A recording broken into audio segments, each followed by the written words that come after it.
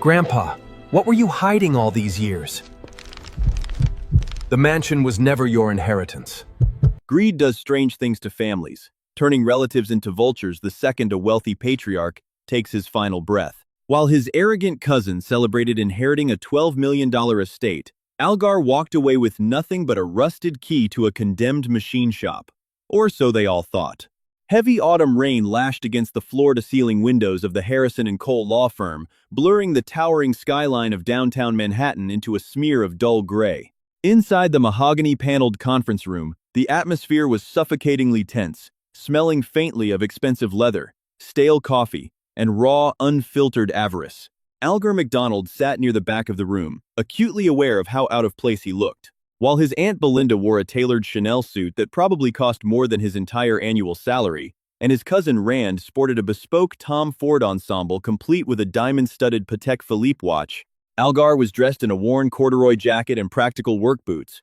Grease stains, permanently worked into the calluses of his hands from years of rebuilding transmissions, served as a stark contrast to the manicured perfection of his remaining family. At the head of the long table sat Harrison Cole, an aging attorney with wire-rimmed glasses and a perpetual frown. He was the executor of Winston McDonald's estate. Winston Algar's grandfather had been a titan in his time.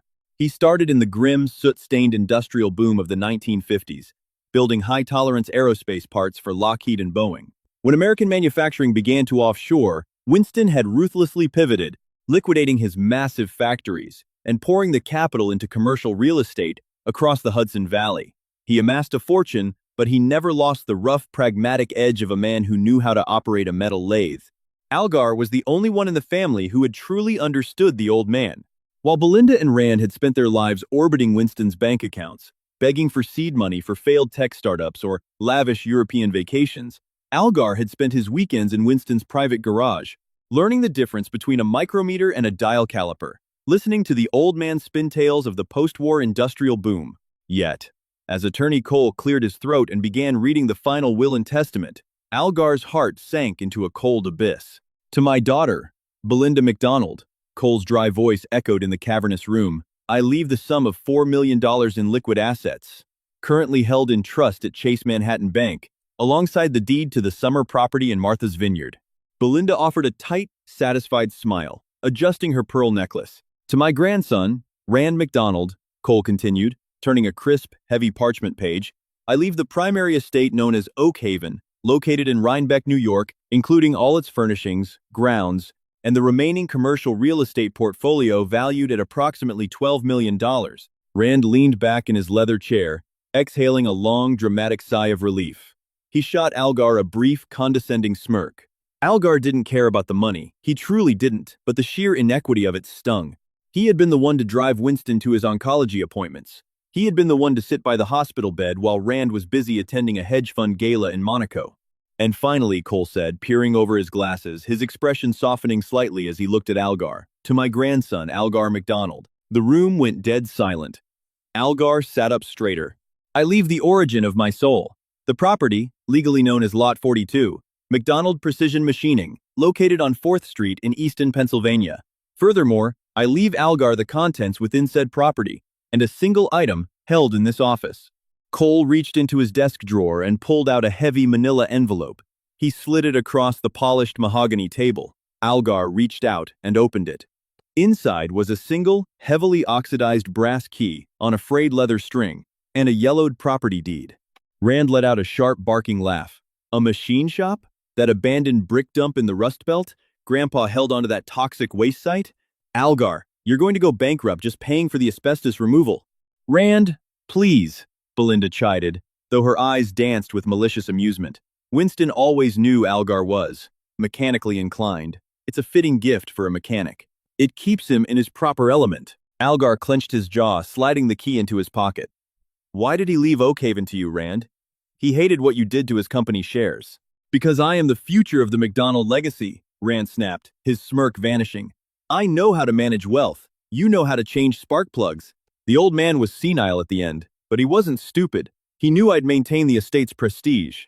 Attorney Cole raised a hand. "The decisions of the deceased are final and legally ironclad. There is a no contest clause. If any party attempts to sue for a larger share, they forfeit their inheritance entirely. He looked directly at Algar. I am sorry, Algar. That is the entirety of your bequest. Algar didn't say another word.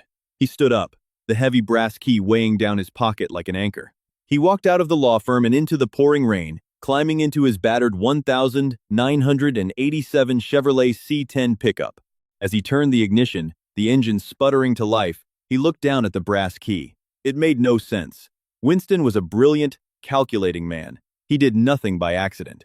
To leave Rand, the crown jewel of the empire, and leave Algar, a derelict shop in Pennsylvania, wasn't just an insult. It was a puzzle, and Algar was determined to solve it. The drive to Easton, Pennsylvania took Algar less than 3 hours. But as he crossed the state line, it felt like traveling back in time. Easton was a proud, historic town that had borne the brunt of America's industrial decline. Down by the Lehigh River, old brick factories stood like silent, overgrown monuments to a bygone era. Algar's GPS led him down a fractured asphalt road on the edge of the city limits, flanked by rusted chain-link fences and overgrown weeds. He pulled the Chevy pickup to a halt in front of Lot 42. McDonald Precision Machining was a hulking, single-story brick structure with a sawtooth glass roof. Most of the high windows were opaque, with decades of grime, and thick green ivy had aggressively claimed the eastern wall.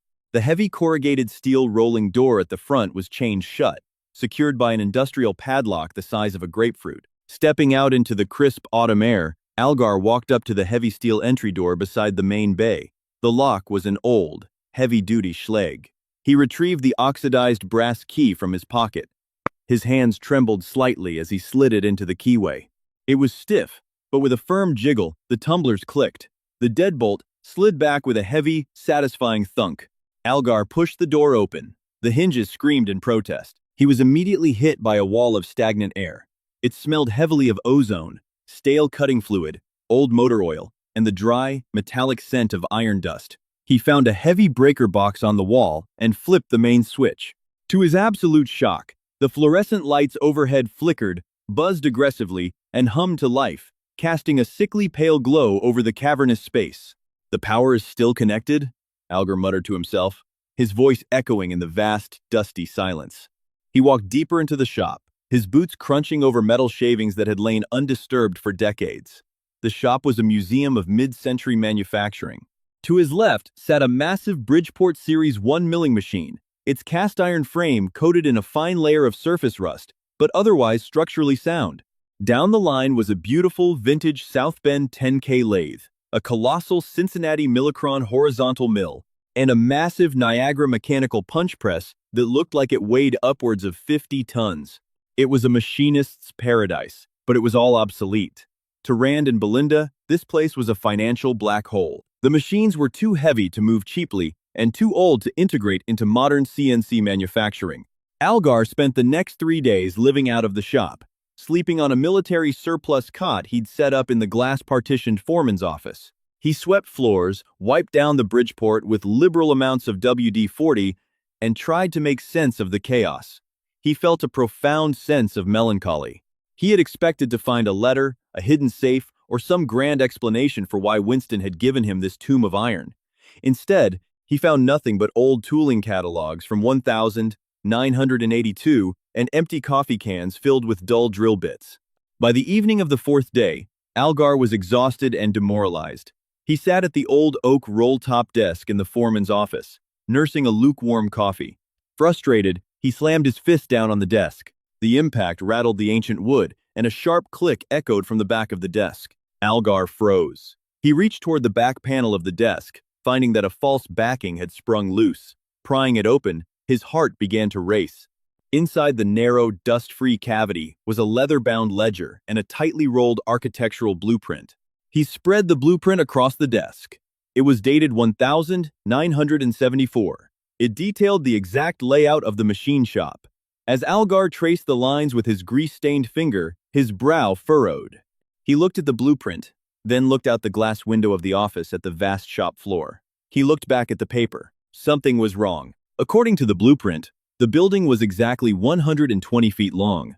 But Algar had paced the interior of the shop on his first day to estimate the square footage. From the front rolling door to the solid brick wall at the rear of the shop, it was only 100 feet.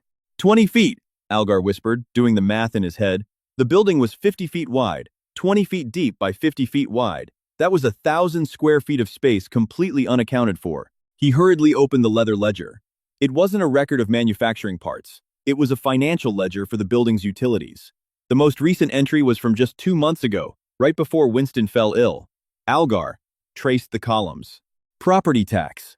Paid via Cayman Trust, 884. Water, 0 usage.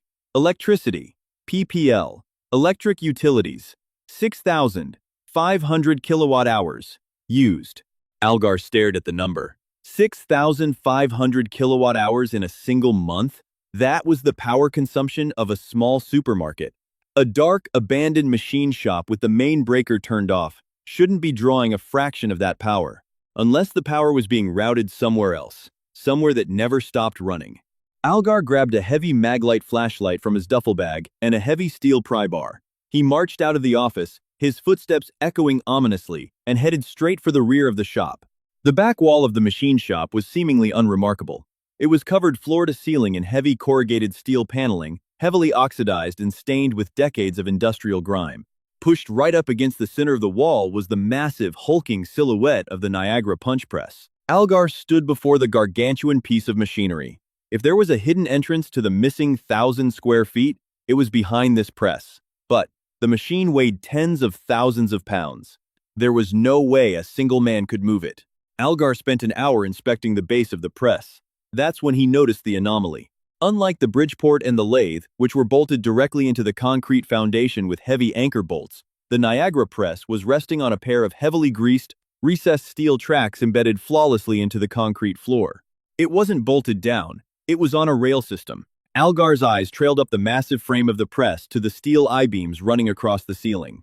Suspended from the beam directly above the press was a heavy-duty Yale motorized chain hoist. He quickly dragged a ladder over, climbed up, and inspected the hoist. It was wired directly into a conduit that disappeared into the ceiling. Algar climbed down and ran back to the main breaker box. He studied the switches. One switch at the very bottom, unmarked and covered in dust, was switched off. He slammed it into the on position. A loud, heavy hum vibrated through the floorboards. Algar ran back to the press. Hanging from the hoist was a thick, yellow control pendant with 2 buttons, forward and reverse. His palms were sweating. He grabbed the pendant, took a deep breath, and pressed forward. With a grinding shriek of metal on metal that threatened to deafen him, the chain hoist whined, pulling massive steel cables attached to the rear of the press. Slowly, agonizingly, the 50-ton monolith began to slide forward along the greased tracks, moving away from the corrugated wall. Dust rained down from the ceiling as the machine crept forward 10 feet before the hoist automatically clicked off. Algar dropped the remote. Behind where the press had stood was a section of the corrugated steel wall that looked entirely different from the rest. The edges were perfectly flush, but upon closer inspection, it wasn't corrugated steel at all. It was a solid, reinforced steel blast door, painted and textured to perfectly mimic the wall around it. In the center of the door was a digital keypad and a high-security Medeco lock. Algar pulled out the brass key. He slid it into the lock. It fit perfectly. He turned it, but the door didn't budge. The keypad above the lock flashed a red light. It required a code. Algar cursed under his breath. He frantically thought back to the ledger, the blueprint, his grandfather's stories. What numbers mattered to Winston? His birthday? The year the company was founded? Algar tried the foundation year, 1952. Beep, beep, beep, red light. He tried Winston's birthday. Beep, beep, beep, red light. He paused, staring at the keypad. I leave the origin of my soul, he whispered, repeating his grandfather's exact words from the will.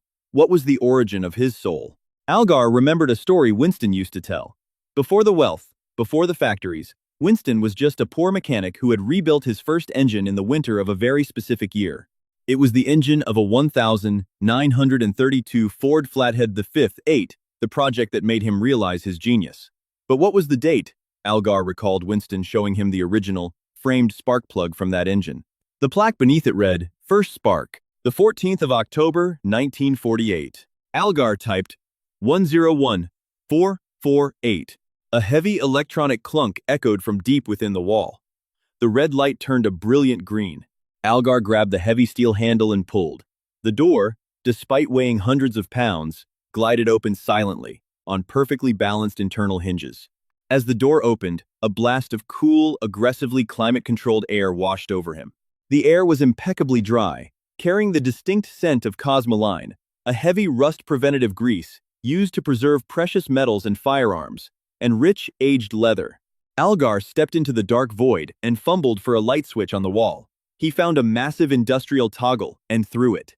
Row by row, brilliant LED daylight bulbs flickered on, illuminating a massive, pristine, white-tiled bunker. It was a surgical, sterile environment that stood in mind-bending contrast to the rusty decay of the shop outside. In the back corner of the room stood a massive, stainless steel Mosler vault, the kind used in Federal Reserve banks. Against the right wall was a state-of-the-art server rack, humming quietly, its lights blinking in a hypnotic rhythm. This was the source of the massive power draw, but it was the center of the room that made Algar's knees buckle.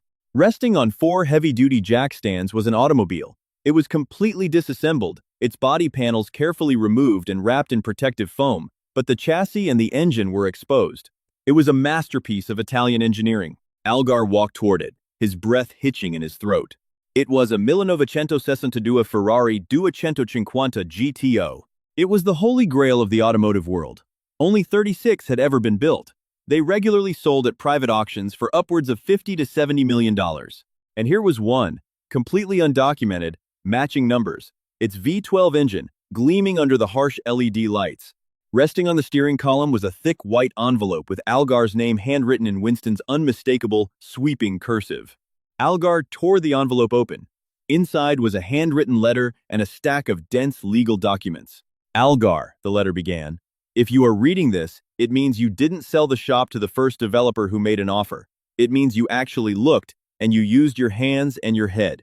I knew I could trust you. You are probably wondering why I let Rand and Belinda humiliate you at the reading of the will. You are wondering why I gave them the Hudson Valley estate, Oakhaven, and left you this dusty shell. It's simple, my boy. Oakhaven is a trap. Algar's eyes widened. He read on.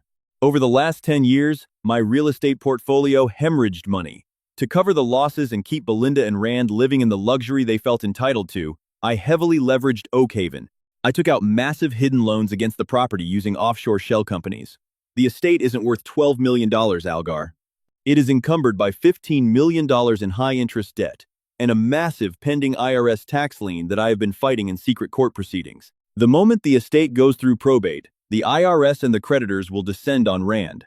They will seize his assets, freeze his accounts, and Oakhaven will be foreclosed upon within the year. I gave Rand exactly what he wanted, the image of wealth. And it will ruin him.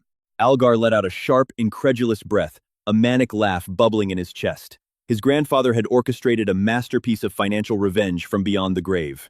This shop, the letter continued, is the only asset I own free and clear, completely untethered from the McDonald corporate umbrella. The Ferrari before you was purchased quietly in Switzerland in 1978. It is entirely off the books. In the Mosler vault, you will find the combination written on the back of this letter. Inside are 300 pounds of serialized, pure gold bullion, legally procured and untraceable, alongside the title to the Ferrari. You were the only one who loved the grease, Algar. So I am leaving you the grease. And I am leaving you the gold. Algar lowered the letter, his mind spinning. He was rich, incomprehensibly, unstoppably rich. He looked at the Ferrari, then at the vault. He had the means to change his life forever. But as the profound silence of the hidden bunker settled around him, a sudden, sharp noise shattered the quiet. It wasn't the hum of the server or the air conditioning. It was a heavy, metallic slam. It came from the front of the machine shop. Algar froze. He killed the lights in the bunker, plunging himself into darkness. He crept to the heavy steel door and peered out into the dim, dusty expanse of the main shop floor. 2 men in dark suits were standing near the foreman's office. One of them was holding a pair of heavy bolt cutters, having just snapped the padlock on the front rolling door. Check the back, one of the men said, his voice echoing in the cavernous space. Mr. McDonald said his cousin has been camped out here for days. If he found anything, secure it. Rand wants this place locked down by midnight. Algar pulled the heavy steel blast door shut, locking himself inside the bunker. The true fight for his grandfather's secret had just begun. Adrenaline surged through Algar's veins, cold and sharp, As he pressed his ear against the heavy steel of the blast door, the muffled, echoing voices of Rand's hired thugs reverberated through the cavernous machine shop. They were searching the foreman's office, overturning the ancient oak desk, hunting for whatever his cousin believed was hidden in this industrial graveyard. Inside the hyper-climate-controlled bunker, the silence was deafening, save for the rhythmic, hypnotic hum of the server rack.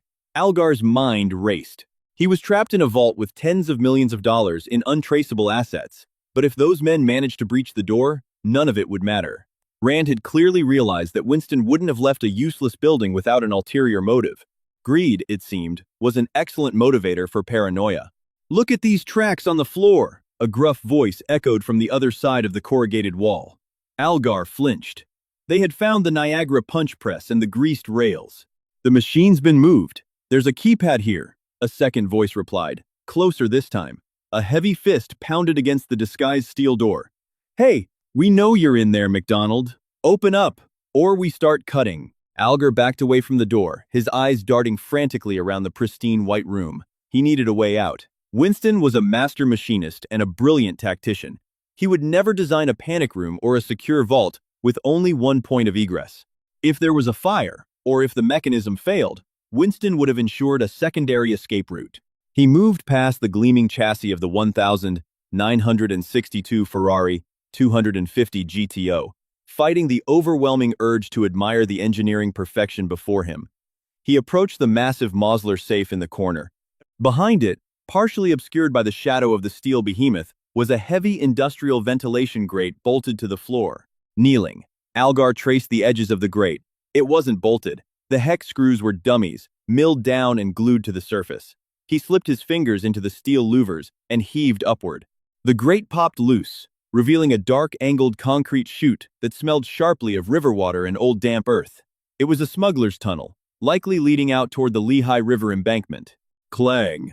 The sound of a heavy sledgehammer striking the blast door sent a violent shudder through the bunker.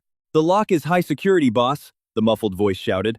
"We're going to need the thermic lance to cut through the hinges." Algar realized he had mere minutes, but he wasn't going to just run and leave the legacy unprotected. He walked over to the server rack. Winston's letter had mentioned that the shop was off the grid, but the server was drawing massive power.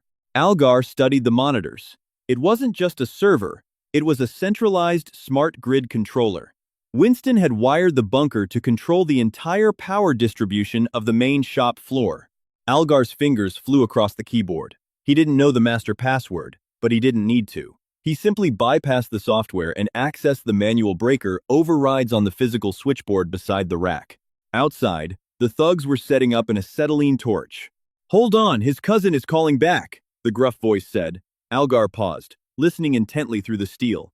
"Rand," the man said, his tone shifting to one of forced respect. "We found a hidden bunker. He's locked inside." "No. We're cutting it open now." "Wait, what do you mean they're at the gates? Who is at the gates?" Algar smiled grimly. The trap was already springing. "Sir, you need to calm down," the thug continued, his voice wavering. "The IRS? They can't seize the property. It's nighttime." "Rand, listen to me. I am not abandoning the job, but if the feds are raiding Oakhaven, you need to pay us double right now to take this heat." Algar didn't wait to hear the rest of the negotiation. He grabbed the heavy master override switch for the shop's ancient electrical grid. The old wiring in the main shop was rated for mid-century loads, and the step-up transformers outside were practically antiques. Algar flipped all the bypass switches simultaneously, routing the full, unmitigated surge of the bunker's industrial power bank directly into the foreman's office and the main bay lighting circuits. Through the thick wall, Algar heard the violent, screeching pop of halogen bulbs detonating like small grenades, followed instantly by the deafening explosion of the main breaker box catching fire. "What the?" a man screamed as the shop was plunged into absolute, smoke-filled darkness, the air instantly acrid with the stench of burning insulation. Taking advantage of the chaos, Algar grabbed the thick envelope containing the gold certificates, the Ferrari title, and Winston's letter. He shoved it into his jacket, grabbed the heavy maglite flashlight, and dropped down into the ventilation chute. The descent was steep and claustrophobic. The concrete scraped against his elbows and knees as he slid downward into the suffocating darkness. After 30 feet, the chute leveled out into a horizontal corrugated steel pipe. Algar crawled frantically, the sounds of his own heavy breathing echoing in the tight space. He could hear the faint, muffled sounds of sirens in the distance. Whether they were heading for the burning machine shop or Oakhaven, he couldn't be sure. 10 agonizing minutes later, he felt a cold, biting draft of autumn air. He pushed his way through a thick tangle of dead vines and tumbled out onto the muddy, rock-strewn embankment of the Lehigh River. Gasping for breath, Algar looked back up the hill. Thick, black smoke was billowing